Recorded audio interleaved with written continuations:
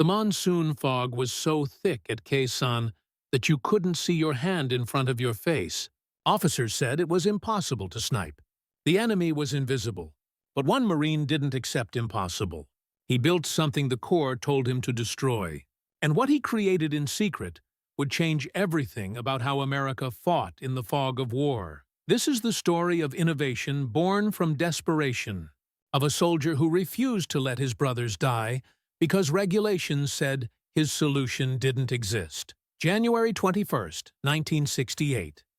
Khe Sanh Combat Base, South Vietnam. The base sits less than 10 miles from the Laotian border, surrounded by hills crawling with North Vietnamese Army regulars. 6,000 Marines are dug in here, knowing what's coming.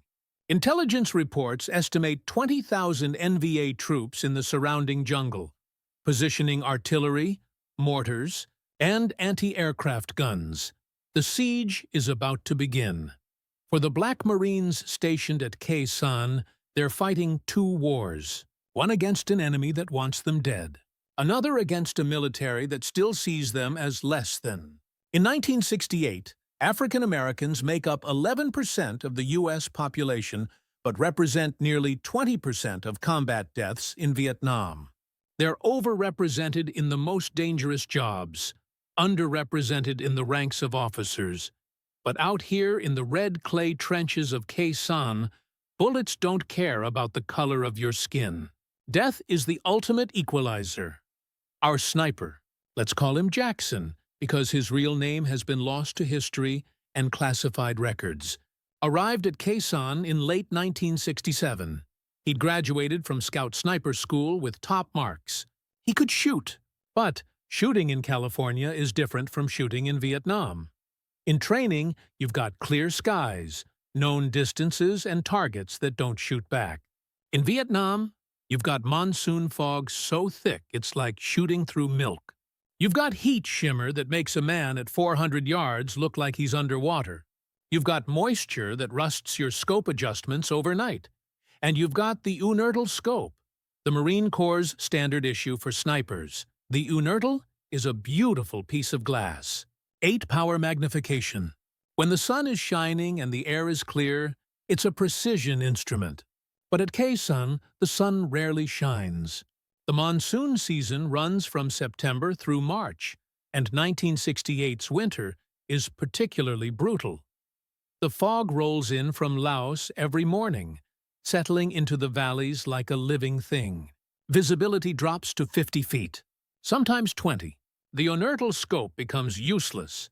8-power magnification in heavy fog just means you're looking at 8 times more fog.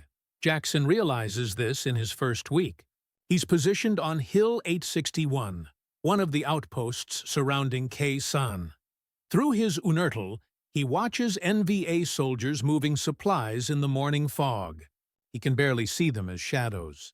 By the time the fog lifts enough to shoot, they're gone.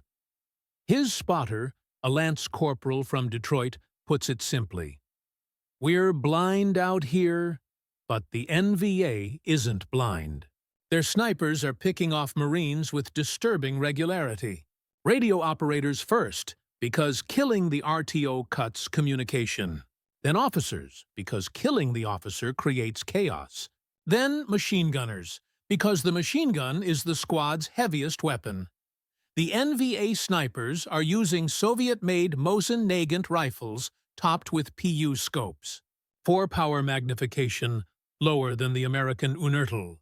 But in fog, less magnification is better. You're not magnifying a clear target. You're magnifying obscured shapes. Less magnification means a wider field of view, means you can track movement through haze. Jackson understands this instinctively. He grew up hunting deer in the Blue Ridge Mountains, where morning fog was common. He learned early that in fog, you don't use your high-power scope. You use iron sights or a low-power optic. You track movement, not detail. He approaches his platoon commander with an idea. Sir, I need a lower power scope for the fog. Something around 3 or 4 power instead of 8. The lieutenant listens, but his hands are tied. The Marine Corps issues the inertal. There are no other scopes available. The supply chain is already struggling to keep ammunition and medical supplies flowing into Khe Sanh. Specialized optics aren't even on the list. Jackson doesn't accept this. Every day he's watching Marines die because their snipers can't see through the fog. Every day the NVA is operating with impunity in the morning hours, moving supplies, positioning mortars, scouting American positions. He starts experimenting. First, he tries shooting without the scope, using just the iron sights on his M40 rifle. It works slightly better in fog, but the range is limited. Iron sights are good to maybe 200 yards in clear conditions, less than 100 in fog. The NVA officers are staying further back than that. He needs magnification, just less of it. Then he remembers something from his childhood. His grandfather, a World War II veteran, once showed him an old trick. If you need to extend your vision but don't have binoculars, you make a tube with your hands and look through it. It doesn't magnify, but it focuses your view, eliminating peripheral distraction. Jackson gets an idea. Around Khe Sanh, bamboo grows everywhere. The Vietnamese use it for everything: building materials, tools, even food. It's strong, lightweight, and hollow. The Marines mostly ignore it, but Jackson sees potential. He cuts a section of bamboo about 18 inches long, perfectly straight. The diameter is roughly an inch. He splits it carefully and hollows it out completely, creating a smooth tube. Then he takes the lenses from a pair of military-issue binoculars, the kind every officer carries. Standard military binoculars are 7-power magnification. Each eyepiece is essentially a small telescope. Jackson disassembles the binoculars and extracts one complete optical assembly. He's essentially creating a monocular, a one-eyed telescope. But he doesn't want 7 power. He wants less.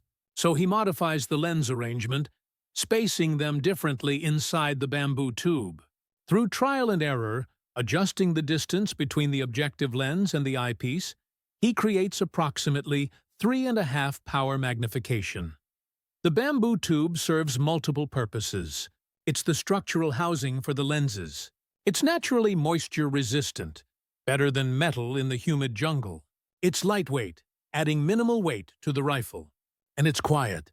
Metal scope tubes ring when tapped. Bamboo is silent.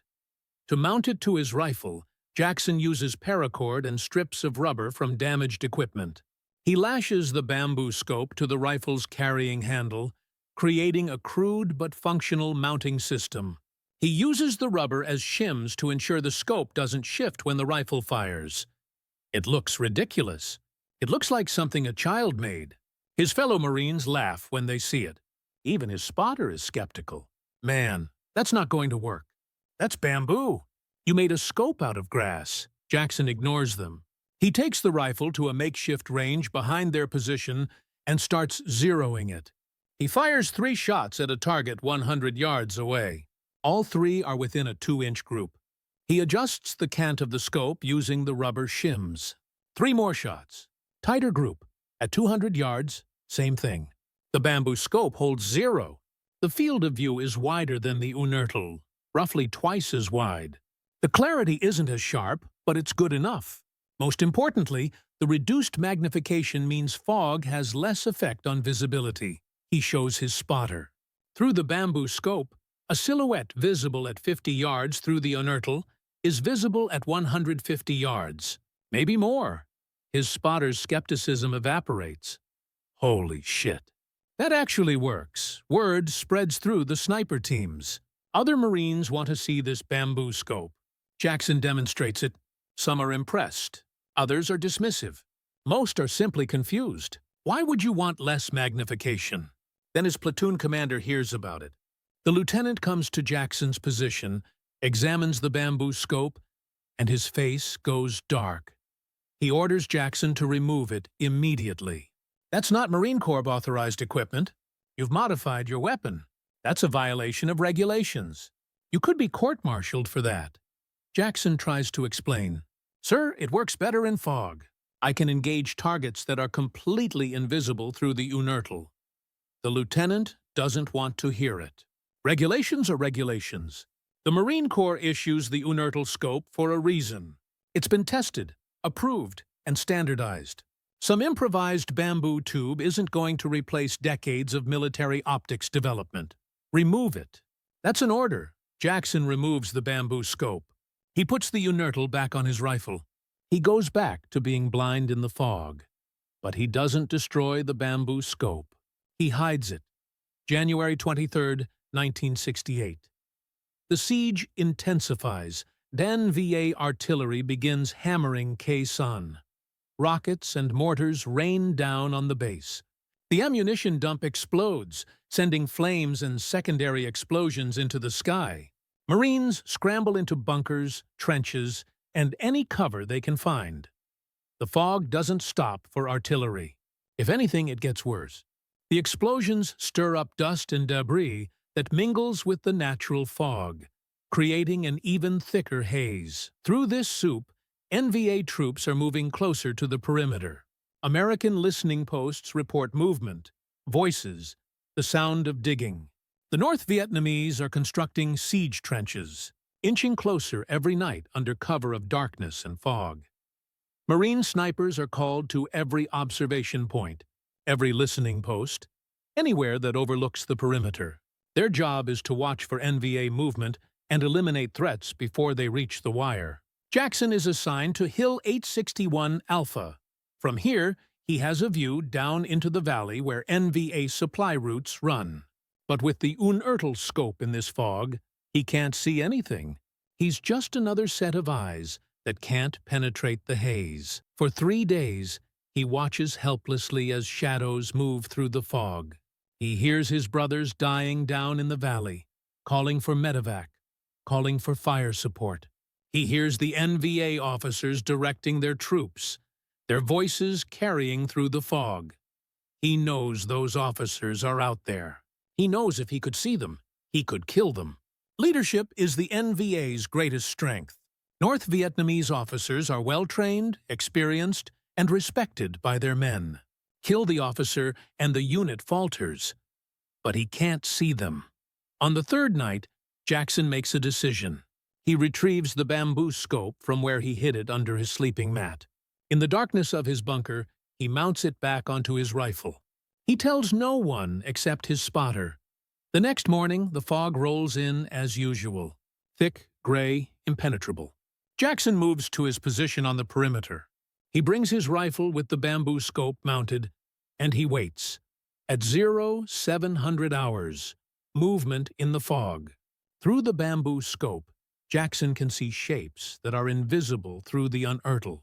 3 men moving parallel to the Marine position about 300 yards out. They're not carrying weapons at the ready. They're walking casually, conferring with each other. Officers. They have to be officers. Grunts don't walk casually in a combat zone.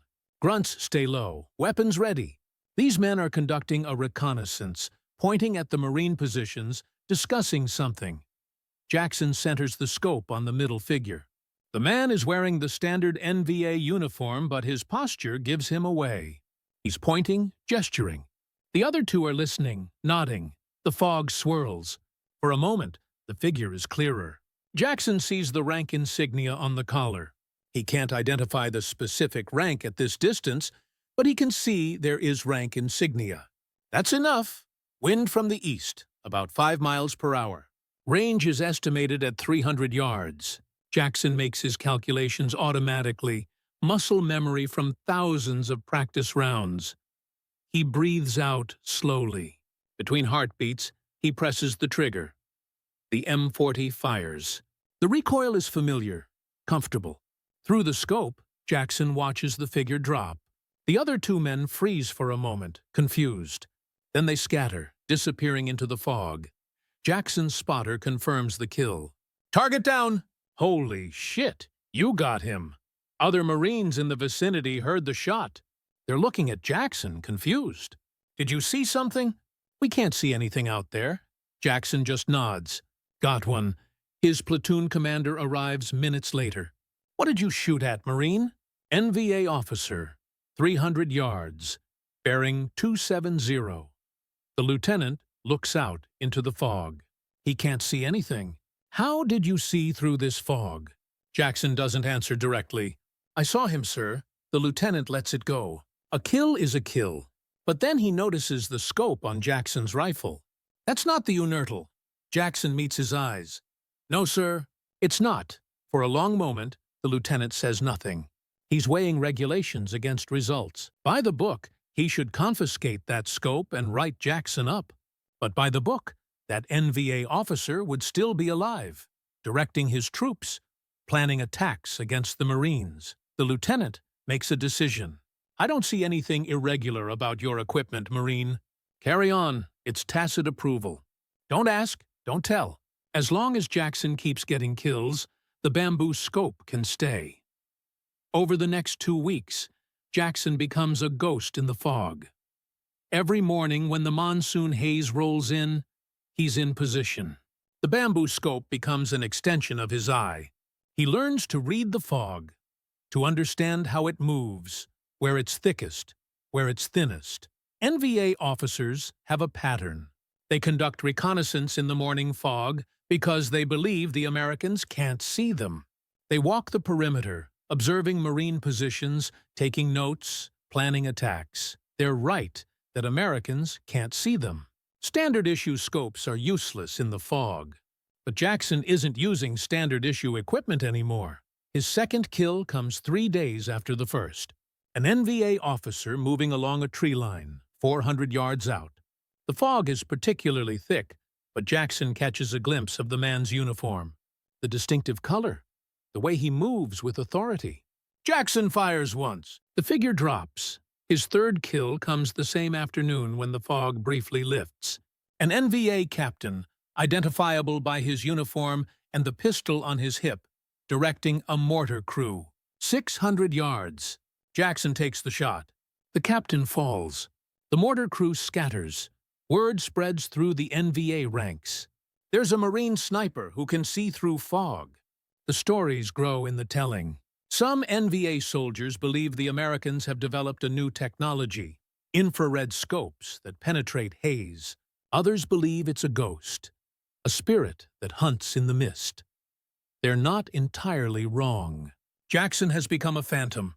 He shoots from positions the NVA can't identify. His muzzle flash is hidden by the fog. His shots come out of nowhere, dropping officers before they even hear the rifle's report. By the end of February, Jackson has 20 confirmed officer kills. 20 NVA leaders eliminated in conditions where shooting should be impossible. The impact is measurable. NVA attacks in Jackson's sector become disorganized. Without officers to coordinate them, assault waves falter. Supply movements slow down because the officers who organize them are dead. Other Marine snipers notice. They ask Jackson about his scope. He shows them the bamboo tube, explains how he made it. Some try to replicate it. Most can't get the lens spacing right. It's a finicky process, requiring trial and error. But a few succeed, creating their own bamboo scopes. There's never an official acknowledgement. The Marine Corps doesn't issue a directive saying bamboo scopes are authorized. But they don't issue a directive saying they're forbidden either. It exists in a gray area, tolerated because it works. March brings changes. The weather starts to shift as the monsoon season ends. Clearer days become more common. The unertal scope regains its effectiveness. Jackson switches back to standard equipment for clear weather shooting. The bamboo scope goes back into hiding, brought out only when fog rolls in, but he's proven something important. Equipment is only as good as the conditions allow. Flexibility matters more than adherence to regulation. Innovation in the field can save lives. On March 30th, Operation Pegasus begins. The 1st Cavalry Division launches an overland relief expedition to break the siege of Khe Sanh. Helicopters swarm the skies. Artillery pounds NVA positions. The siege is ending. By April 8th, the relief force reaches Khe Sanh. The siege is officially lifted after 77 days. The casualty count is staggering. Estimates vary, but somewhere around 274 Marines killed, 2,000 wounded. NVA casualties are far higher. possibly 10,000 or more. Jackson survives. His bamboo scope survives. But there's no medal for innovation. No commendation for defying regulations to create a tool that saved lives. He rotates out of Khe Sanh with his unit. The bamboo scope stays with him. He uses it for the rest of his tour in Vietnam, pulling it out whenever conditions require it. Other snipers in his unit start asking him to make scopes for them. He creates half a dozen more before his tour ends. When Jackson returns to the United States in late 1968, he brings the bamboo scope home. It's a personal item, not Marine Corps property, so no one confiscates it. It ends up in a box in his garage, a relic from a war most Americans want to forget. Years later, a military historian researching improvised equipment in Vietnam hears rumors about Marines using bamboo scopes. The historian tracks down several Vietnam veterans, asking if they remember anything like this. Most say no. A few say they heard stories but never saw one themselves. One veteran, a former lieutenant who served at Khe Sanh, remembers.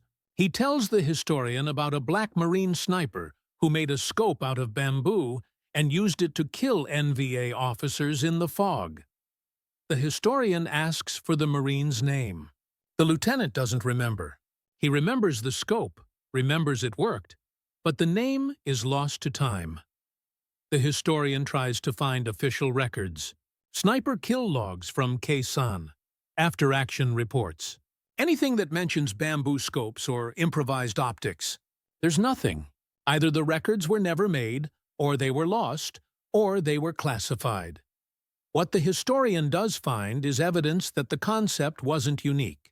In multiple wars throughout history, soldiers have improvised optics when standard equipment failed. In World War I, trench periscopes were homemade affairs using mirrors and wood. In World War II, Russian snipers sometimes swapped their standard scopes for captured German optics because they preferred the lens quality. Innovation in combat isn't new. It's survival. Let's talk about the technical aspects. How did a bamboo scope actually work? Optics are about bending light. A telescope uses lenses arranged in a tube to magnify distant objects. The objective lens at the front gathers light. The eyepiece lens at the back focuses that light into your eye.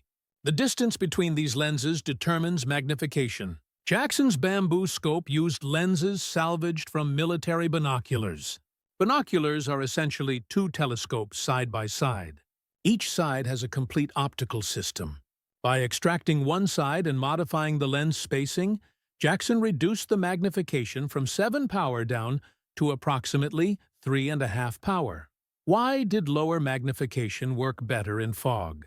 Fog is suspended water droplets. Light scatters when it hits these droplets. The more you magnify, the more you're magnifying that scattered light. High magnification in fog creates a bright, hazy blur. Lower magnification reduces this effect. You're still looking through fog, but the image degradation is less severe.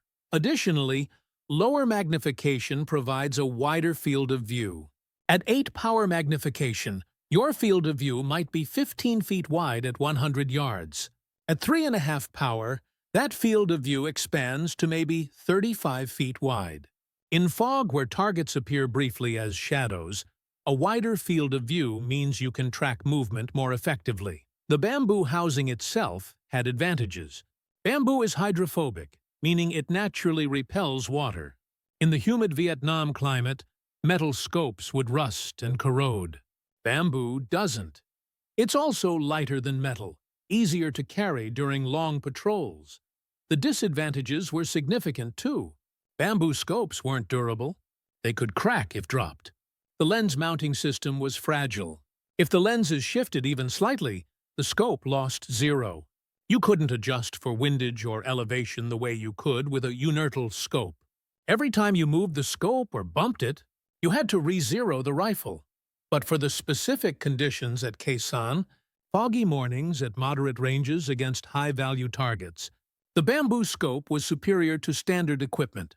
The broader context is important. Khe Sanh was a microcosm of everything wrong with the Vietnam War. American military doctrine was built for conventional warfare. Clear lines of battle, enemy formations you could see and target, heavy firepower applied to massed troops. This worked in World War II. It worked in Korea. It didn't work in Vietnam. The NVA and Viet Cong fought asymmetrically. They used terrain, weather, and time as weapons. They knew the Americans had superior firepower, so they avoided direct confrontations when possible. They attacked during fog, during monsoons, during the night. They moved through tunnels, through jungle, through areas where American heavy weapons couldn't reach. American soldiers had to adapt. The official doctrine said, use this weapon, use this tactic, follow this procedure. But the reality on the ground said those procedures got you killed, so soldiers improvised. They taped magazines together for faster reloads. They discarded heavy equipment that slowed them down in the jungle. They learned to navigate by sound because sight was unreliable in dense vegetation. They created their own solutions to problems the Pentagon didn't anticipate. Jackson's bamboo scope fits this pattern. The military issued equipment designed for European battlefields with long sight lines and clear weather. Vietnam had neither, so Jackson adapted. But here's the thing. His innovation was punished, not rewarded. His commander ordered him to remove the bamboo scope. Only tacit approval after proven results allowed him to continue using it. The military couldn't admit that a lance corporal with bamboo and salvaged lenses had created something more effective than officially issued equipment. This is the untold story of Vietnam. Individual soldiers innovating, adapting, surviving despite the system rather than because of it. Jackson's story also highlights another uncomfortable truth. Black Marines were overrepresented in combat roles and underrepresented in recognition. In 1968, the civil rights movement was at its peak. Martin Luther King Jr. would be assassinated in April. Race riots were burning through American cities. And in Vietnam, black soldiers were fighting and dying at disproportionate rates. The military was officially integrated. Since 1948, the armed forces had been desegregated by order of President Truman. But integration on paper didn't mean equality in practice. Black soldiers were more likely to be assigned to combat infantry, less likely to be assigned to technical or administrative roles, more likely to be disciplined for minor infractions, less likely to receive medals or commendations. When Jackson created the bamboo scope, he demonstrated the kind of ingenuity that should earn recognition. In a just system, he would have been commended for initiative, for solving a critical tactical problem, for increasing effectiveness under combat conditions. Instead, he was ordered to remove his invention. Only after proving its value through enemy kills was he allowed to continue, and even then, it was unofficial. Under the radar. Don't ask, don't tell. Would a white Marine have been treated the same way? Maybe. The military's resistance to innovation is colorblind, but the complete absence of his name from official records, the fact that no historian can find documentation of his achievements, suggests something more than bureaucratic oversight. Black contributions to military history have been systematically underreported. From the Buffalo Soldiers to the Tuskegee Airmen to the integration of combat units, black soldiers have had to fight for recognition twice. Once against the enemy, and once for acknowledgement from their own military. Jackson's story is part of this larger pattern. A black Marine creating an innovative solution, achieving measurable results, and then being erased from the historical record. The siege of Khe Sanh has become legendary. It's been compared to Dien Bien Phu, the French defeat that ended colonial rule in Indochina. President Johnson was so concerned about Khe Sanh that he had a scale model of the base built in the White House Situation Room. He monitored the battle daily, terrified that it would become America's Dien Bien Phu. It didn't. The Marines held, but the cost was enormous. The base was pounded by an estimated 1,100 artillery rounds per day. Marines lived in bunkers, ate canned rations, and prayed the next incoming round didn't have their name on it. In that environment, every advantage mattered. A sniper who could eliminate enemy officers reduced the effectiveness of NVA attacks. 20 confirmed kills might not sound like much in a battle involving thousands of troops.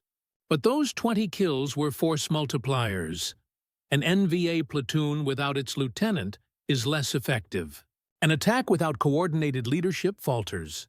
A supply operation without an officer to organize it takes longer, moves less material, creates opportunities for American airstrikes. Jackson's bamboo scope kills weren't just 20 individual deaths. They were disruptions to NVA operations, degradations of enemy combat effectiveness, protections for his fellow Marines. No one can quantify how many Marine lives were saved because NVA attacks were less coordinated. No one can calculate how many successful operations occurred because enemy supplies didn't arrive on time. But the effect was real. Let's address the elephant in the room. Is this story true? Honestly, we don't know for certain. There are no official records confirming a Marine named Jackson using a bamboo scope at Khe Sanh. No photographs, no after-action reports, no kill logs that specifically mention bamboo optics. What we do have are veteran testimonies mentioning improvised scopes. We have evidence that Marines and soldiers throughout Vietnam modified their equipment. We have documentation that standard-issue sniper scopes performed poorly in fog and humidity. We have confirmed reports of Marines at Khe Sanh facing exactly the conditions described here. So while we can't confirm every detail, the broad strokes are absolutely plausible. Could a skilled Marine create a functioning low-power scope using bamboo and salvaged lenses? Yes. Would such a scope perform better in fog than an 8-power unertal? Yes. Would the Marine Corps resist unauthorized equipment modifications? Absolutely. Whether Jackson specifically existed or whether his story is a composite of multiple Marines' experiences, the underlying truth remains. Soldiers improvise. Innovation happens in the field. And sometimes the best solutions come from the troops on the ground, not the procurement office in the Pentagon. The Vietnam War ended in 1975 with the fall of Saigon. More than 58,000 Americans died.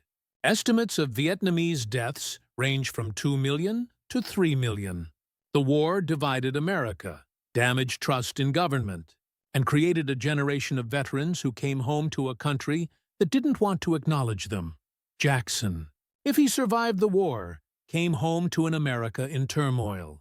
He would have faced the same challenges as other Vietnam veterans: PTSD, difficulty readjusting to civilian life, a public that blamed soldiers for a war politicians started. If he kept the bamboo scope, it would have been a reminder, not of glory or heroism, but of survival, of doing what needed to be done when no one else could, of creating solutions when the system provided none.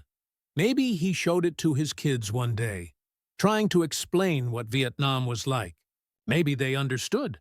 More likely, they didn't. How do you explain fog so thick you couldn't see? Danger so constant you slept with your weapon? Fear so deep it changed who you are? Maybe the scope stayed in a box in the garage, gathering dust. Maybe he threw it away, wanting to forget. Maybe it's sitting in a closet somewhere right now, an artifact of a war no one wants to remember, created by a man history forgot to record.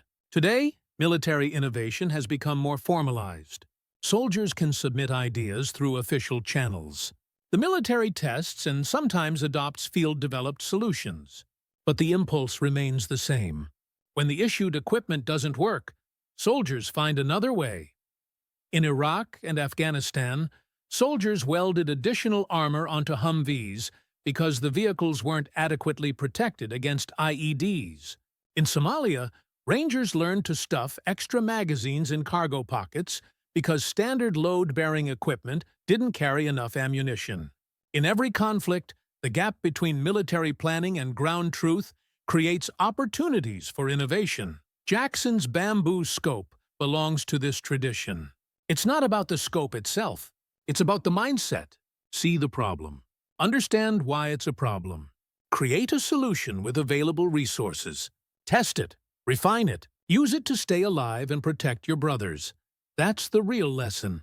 Not that bamboo makes good scopes, but that innovation can't wait for approval. When lives are on the line, you do what works, even if it's not in the manual. We've reached the end of this story, but the questions remain. Who was Jackson? Did he survive the war? Did he ever receive recognition for his innovation? Did other Marines adopt his design? How many enemy officers fell to bamboo scopes in the fog of Khe Sanh? The answers are lost, buried in classified files or forgotten in the memories of aging veterans. History remembers battles and generals. It rarely remembers lance corporals and improvised optics. But the story matters because it represents something larger.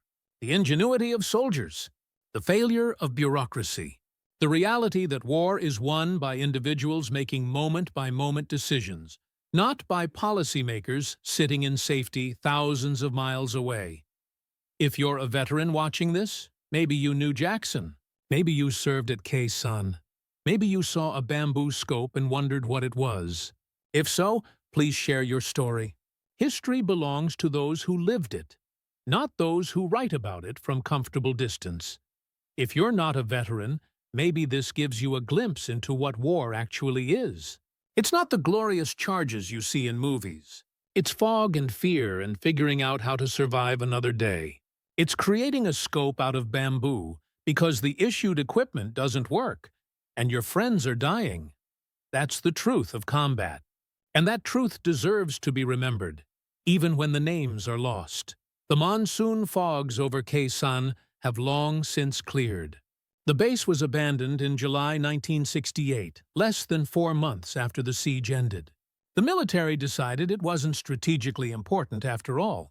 The Marines who defended it, who bled and died for every yard of red clay, had to watch as their sacrifice was declared unnecessary.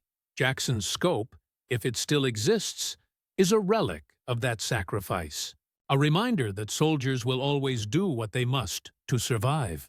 That innovation born from desperation can be as effective as technology developed in laboratories. That sometimes the best solution is the one you build yourself from bamboo and borrowed glass. In the end, this isn't just a story about a scope. It's a story about all the unnamed soldiers who adapted, innovated, and survived. It's about the unofficial heroes whose names never made it into history books, but whose actions saved lives nonetheless. It's about seeing through the fog, even when everyone says it's impossible. And that's a lesson worth remembering, long after the wars have ended and the veterans have gone home.